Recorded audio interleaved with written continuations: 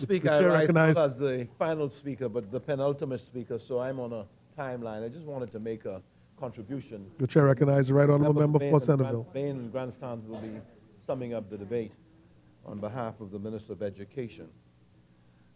But in all these matters, I think it's important for me, that's okay, it's important for me to put certain facts on the table so that the hyperbole, the misstatements can all be pushed aside, Mr. Speaker. Mr. Speaker, the Progressive Liberal Party does not have to make any special case in this country for its commitment to education.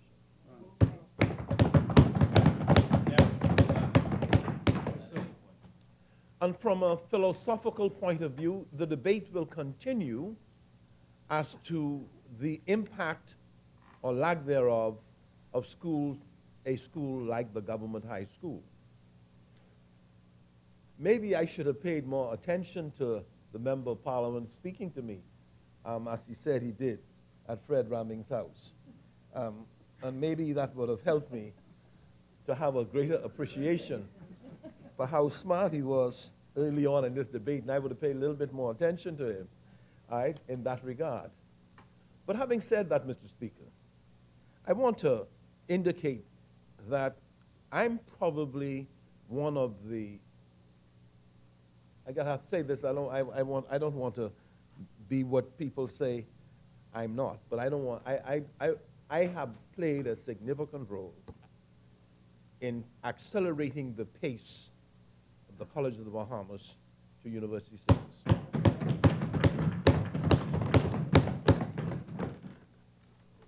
I went to the Cayman Islands earlier this year to speak at the University of the Cayman Islands, to give a distinguished lecture there. I also went to University of the West Indies, the Trinidad campus, to give a similar lecture. On both of those occasions, I had the clear feeling that we were too far behind in progressing our tertiary institution to that of a university. And so, whenever I return from such experiences, I speak to those who lead the college with a view to, again, advocating that they do not diminish in their effort to move forward towards that. But one of the reasons why I think it's so important, Mr. Speaker, the professors of the future University of the Bahamas must be people who will impact this country in every which way. They will write books.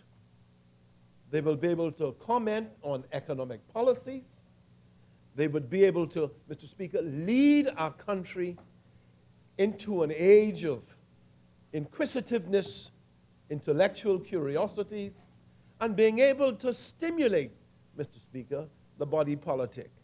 Being able to have those of us in the House of Assembly be able to refer to their works, Mr. Speaker, which will in fact be, I think, indicative of how this country could best be run. With respect to this present loan before us, this request for a loan of $16+ million is part of a $30 million expansion at the College of the Bahamas. A master plan is being prepared now that will integrate the entire campus.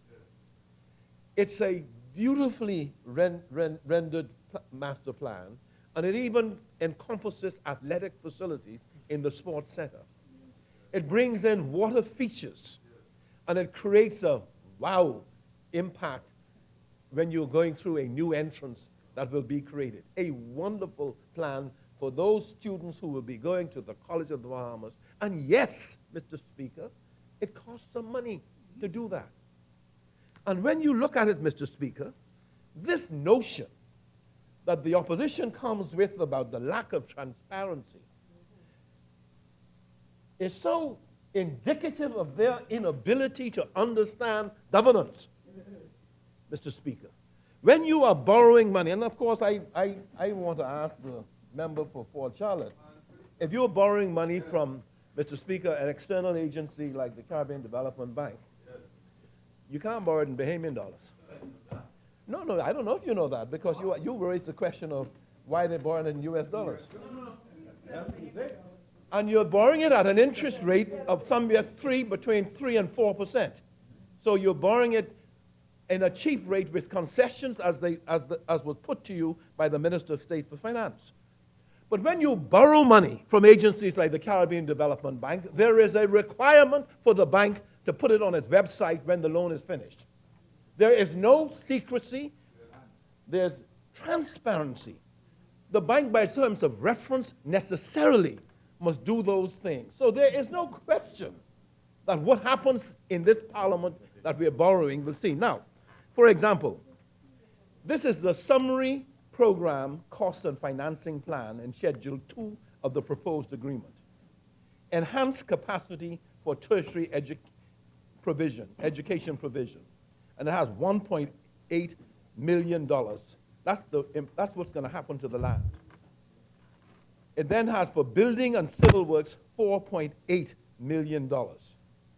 In a column, it has $3 million, Mr. Speaker, because one of the buildings will be the Franklin Wilson Business School.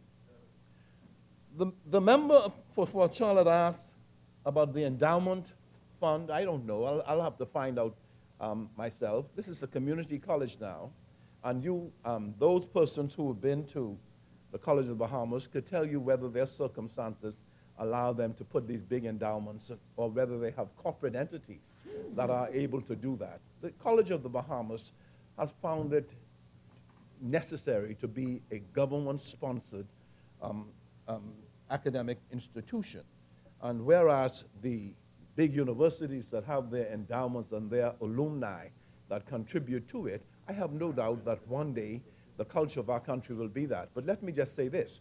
With respect to this present Franklin Wilson Business School, Mr. Wilson himself, in a government prior to our time, our predecessors, agreed to donate $1 million towards the construction cost. And the Royal Bank of Canada made a similar contribution, a matching contribution to him. The $3 million in here, the $3 million setting up in this plan is indicating that they would together put a minimum of $3 million, and I'm advised it will be over $3 million. So therefore, insofar as a contribution to the construction that has here building and civil work $4.8 million, you could see already $3 million of it has been subscribed by Mr. Franklin Wilson, the school will be named after him. And I like talk about the PLP, that was not our decision. Halls of residence, Mr. Speaker, it has business center, building works, business center, and right down the line, consultancies. Mr. Speaker, it's a complete breakdown of the cost. Every detail of the expenditure, Mr. Speaker, will ultimately be put for not only the people of the Bahamas, but for the world to be able to access, because you're borrowing money from an institution which in itself is being given grants by countries from around the world, and therefore has to account for that money. Transparency. So it's transparency. That's what you call it. And Mr. Speaker, and just as one aside, one of the difficulties, and I want my colleagues to hear me say this, one of the difficulties of sitting in a parliament, when you are an honest person, and you see people on the other side who know you're honest, implying otherwise, you are obliged to go in your files, knowing that the press ain't going to print some of these things, and I asked today for them to produce me a major contract in this country that was signed April 23rd of April 2012. Multi-million-dollar contract. But where they gave a contract for 5 years on days before the general election. This is the contract here. I mean, I don't want to, it's a private company. Before the general election to the general. This is a private company. And I would have no difficulty showing it to the any member over there, Mr. Speaker. But the point is we have to be careful, Mr. Speaker, imputing to this side the kind of dishonesty that they are trying to raise up for political reasons.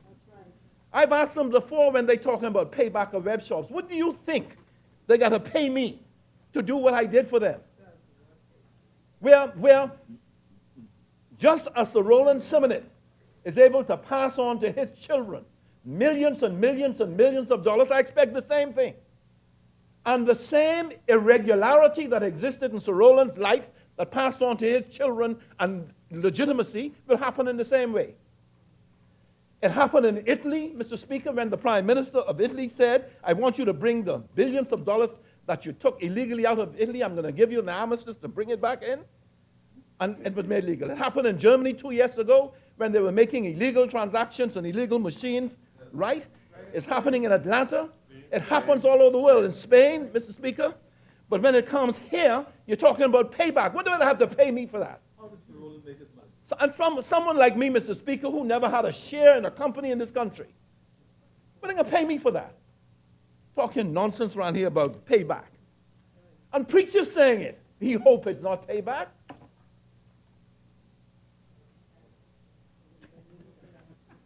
Mr. Speaker, it's important, Mr. Speaker, the member for Fort Charlotte raised some interesting points here about education. Mr. Speaker, everything is in progress here for our country. He asked about the University of Science and Technology. Mr. Speaker, one day, BAMC could be that.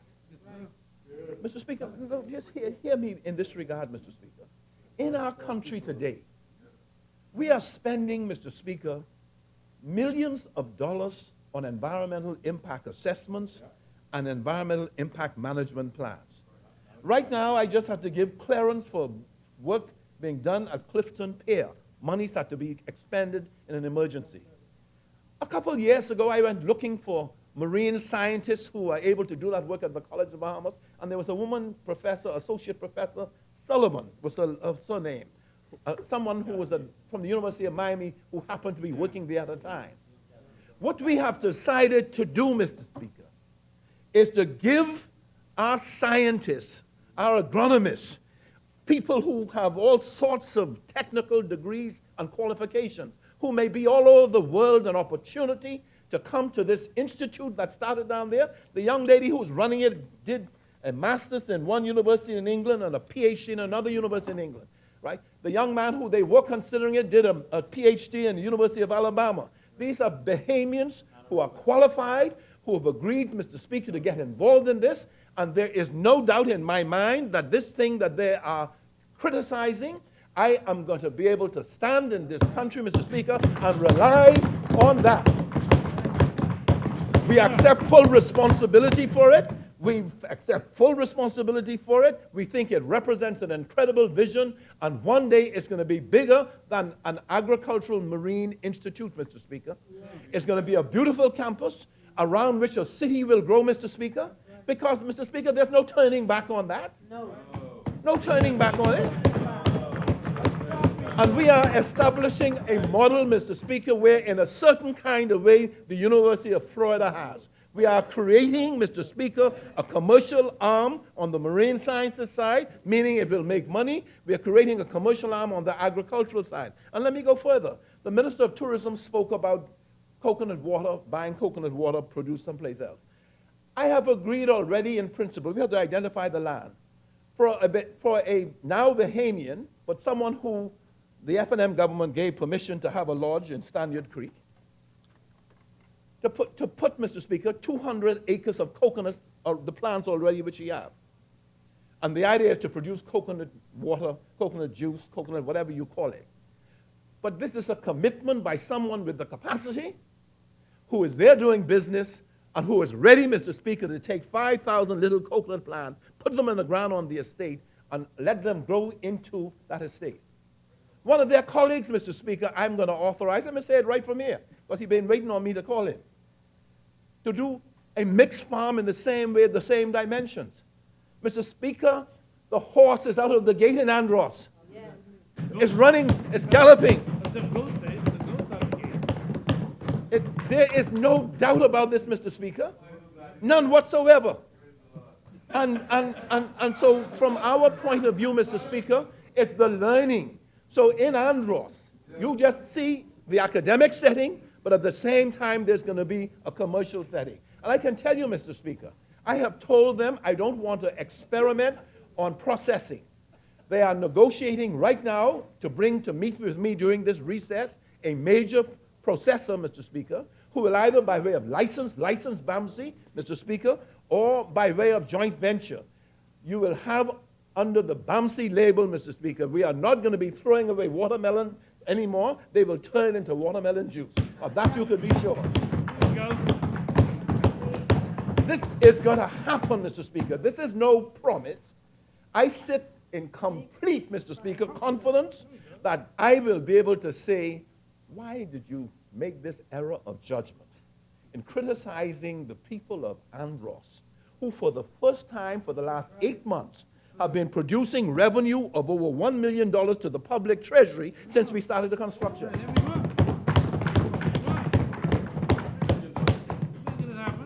That's what's happening now. When the Minister of Education wrote me saying, I can't find rental accommodation for my teachers, I knew things were happening. That's what happens when you start a tertiary or an institution of training in a place like North. A city grows around it. And Mr. Speaker, it's going to be bigger and better. We are waiting now imminently for the arrival of Stanford University. They did a major exercise in Belize. And the Inter-American Development Bank, at its own expense, will provide the money for them to do a major exercise on sustainable development at BAMSI, Mr. Speaker, meaning where people can produce, could put industry, Mr. Speaker, and what industries it could be. And again, Mr. Speaker, I ain't talking about after the next general election. I'm talking about now. And so when I come to make a budget communication by the grace of God, Mr. Speaker, next budget, that's a few months, we'll tell them more. In the meantime, Mr. Speaker, let me put it this way.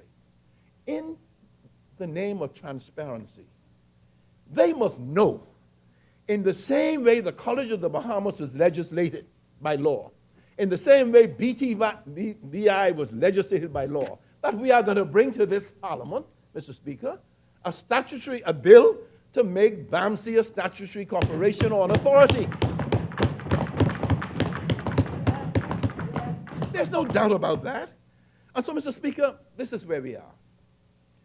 With respect to young Bahamians who are working abroad, we saw that Fort Charlotte, when you were an active member with us, when philosophically you were in tune with us, okay? When you were in tune with us, we put in this document here. I saw it off the other side. We put in this document a policy commitment to bring Bahamians back home. We gotta bring you back to To bring them back home. I get you to training, man. We gotta bring you to training, man. Let's go. And Mr. Speaker, Hey, work on I can 6 o'clock tell in the you morning. that when we met with the Vice President of the United States of America, Be there 6 o'clock. Members. Be late. Mr. Speaker, I can tell you that when we met with the United States Vice President of America, he said there was one policy the United States government had it would not compromise on, and that is incentivizing scholars from countries around the world to come and live and work in the United States of America. He said his country was built of that.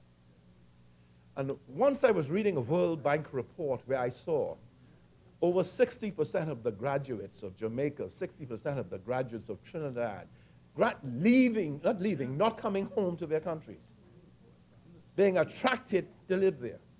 Increasing numbers, some of our scholars are doing the same thing. The Progressive Liberal Party recognized that as a challenge to us.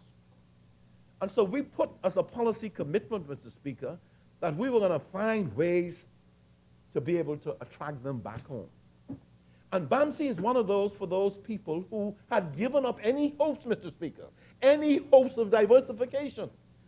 What I do not understand were members of parliament who sat next to the member for South Abaco, who heard the member for South Abaco speak about the potential of agriculture in this country, who knows that we import over $1 billion worth of foodstuffs, who knows, Mr. Speaker, that despite our best efforts, we have not been able to make any kind of dent in the importation bill, in the food bill, import substitution.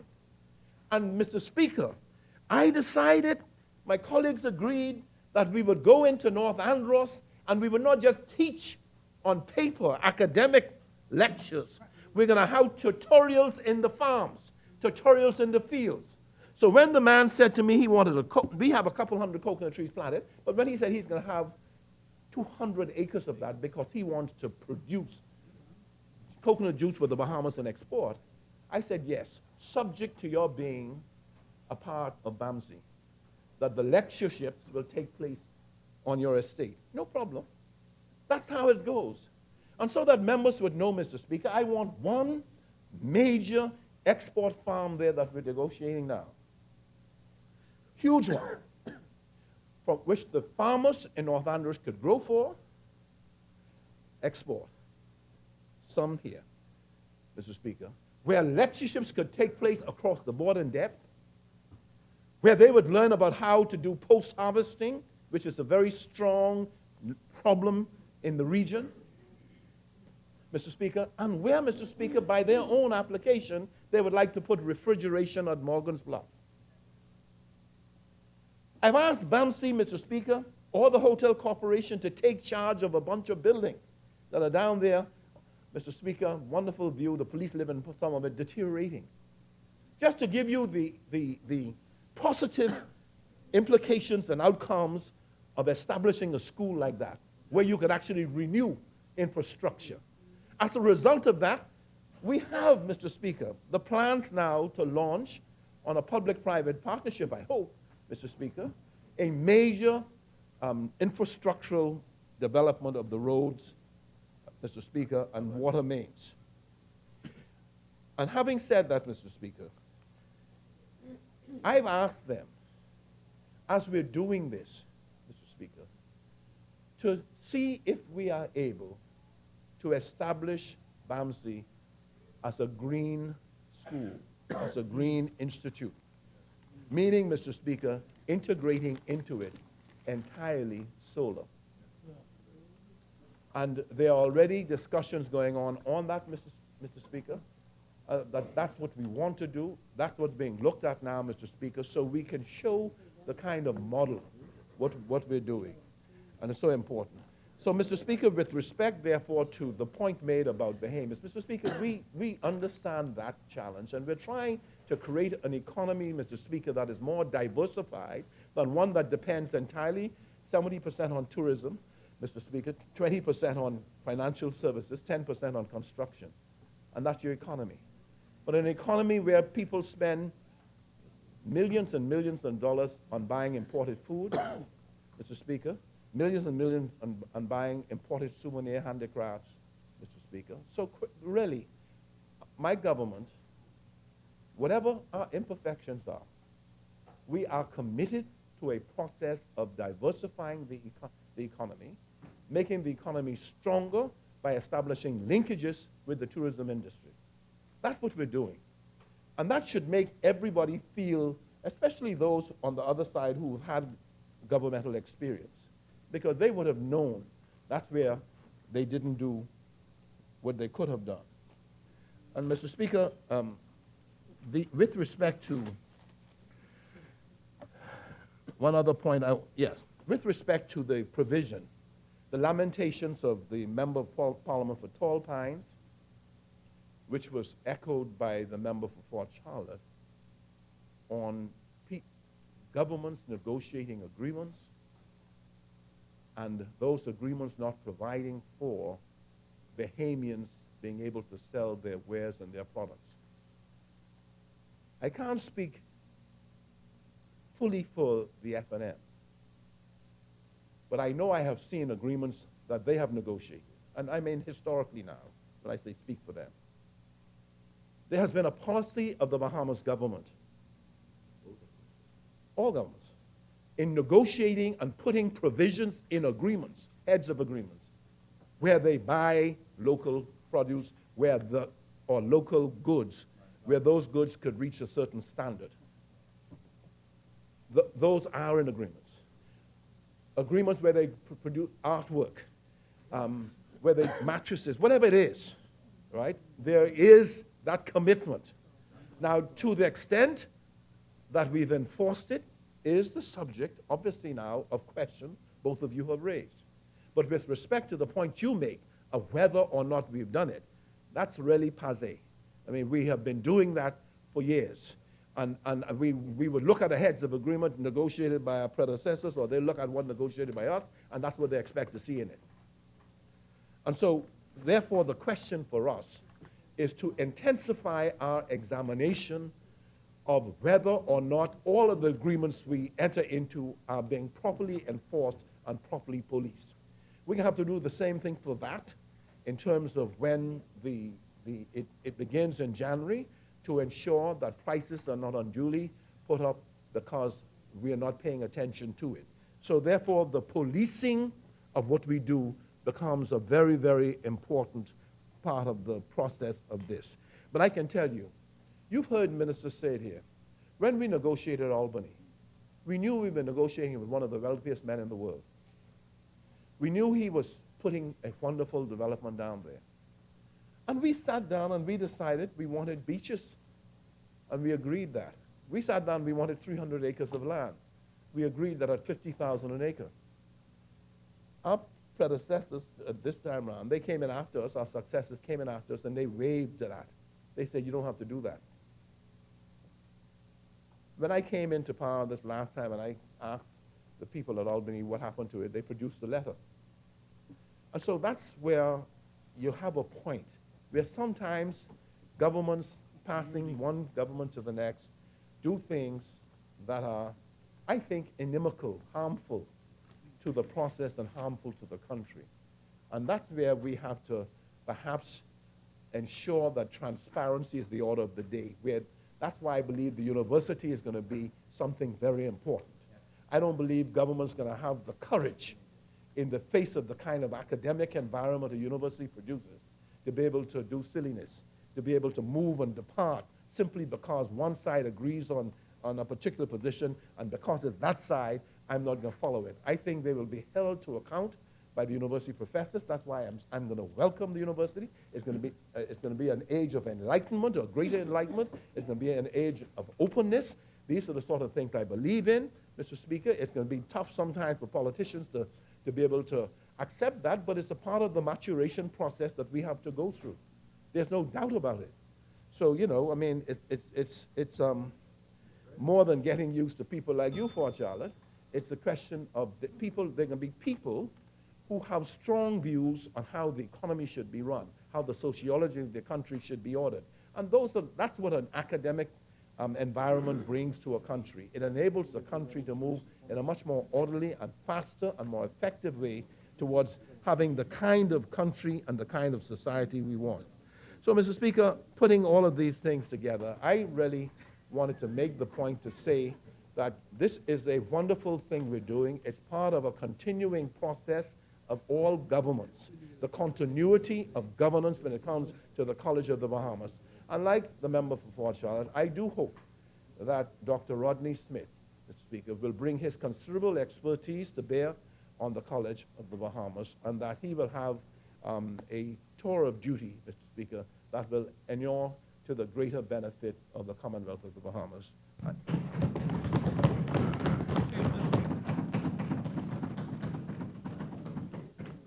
Thank you, Right Honorable Member. The Chair recognizes the member for Central Grand Bahama. Thank you very much, Mr. Speaker. Mr. Speaker, I would like to respond to some of the things the member for Central said.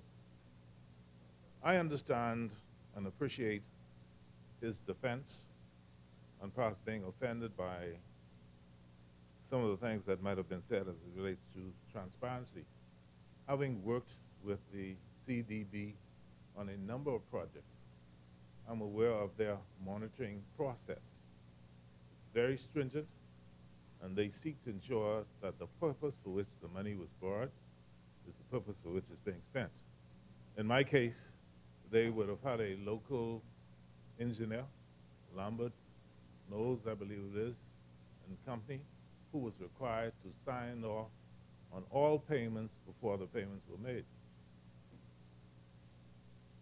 The IDB follows a similar process. There are no payments made without them signing off on it. I brought to the attention of this House that we wanted to hire a qualified Bahamian, who we eventually hired. She was an environmentalist, qualified. But before we could engage her, the IDB had to sign a letter of no objection. Mr. Speaker, I've said all that to say that so much has been said and continues to be said about this $100 million overspent. Well, the IDB would have approved every payment made, and justification had to be made for the payment. And that's why when they loaned the additional $77 million that was executed under the new administration, they had no problems whatsoever in doing so. The contractor stated publicly that the scope of work increased by some 30%, which accounted off the top for about $36 million of that $100 million. And the files are available at the Ministry of Works to show the justification for the additional money that was spent. And so, you know, I've gotten to the stage where I respond when I'm ready to. But the same outrage that the Prime Minister has expressed this evening, because he is aware of the monitoring process of the Caribbean Development Bank and ensuring that the funds are spent for the purpose for which they were borrowed, is the same feeling that I experience when I continue to hear about this $100 million overspent. I thank you, Mr. Speaker. Thank you, Honorable Member. Right Honorable Member for Centerville, your response. Speaker, I think if I just may respond to the member. Mr. Speaker, it's a teachable moment for us to be able to look back collectively at contracts. The member would find, Mr. Speaker, when he looks back at that particular contract, that we could have been more discerning. That I want to be careful here because we're talking about contracting parties and we're doing an analysis of it now.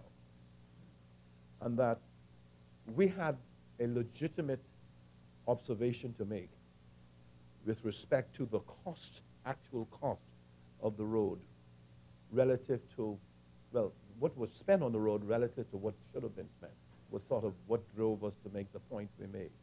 The member is right when it comes to the vigilance and scrutiny of all of the international agencies with respect to expenditure. And the member may be right, I don't know, Mr. Speaker, I accept his words here, that whatever happened was ultimately approved by the Inter-American Development Bank. But from the point of view of the country, Mr. Speaker, I think if the member would understand what I'm saying and look at what in fact we allowed to be negotiated when they were talking about D&T, you're going to find that the contracts, major contractor was allowed to negotiate with the Bahamian contractors by playing one against the other and coming up with a result that could not meet, right, what is supposed to happen on the strip. And that's the problem, where they still have money left in it, and we're now trying to see how we can, in fact, get them to do what ought to have been done in the first place, even if it's extra contract, meaning outside of the scope of the contract that they had agreed to. So outside of the politics of what we were saying, Speaker, I just wanted to be able to say that we are going to use that experience in any future negotiations on public-private sector partnership as a teachable moment for us to be able to take advantage of the knowledge we have gained analyzing what happened when you did the contract. Thank you, Right Honourable Member for Centerville.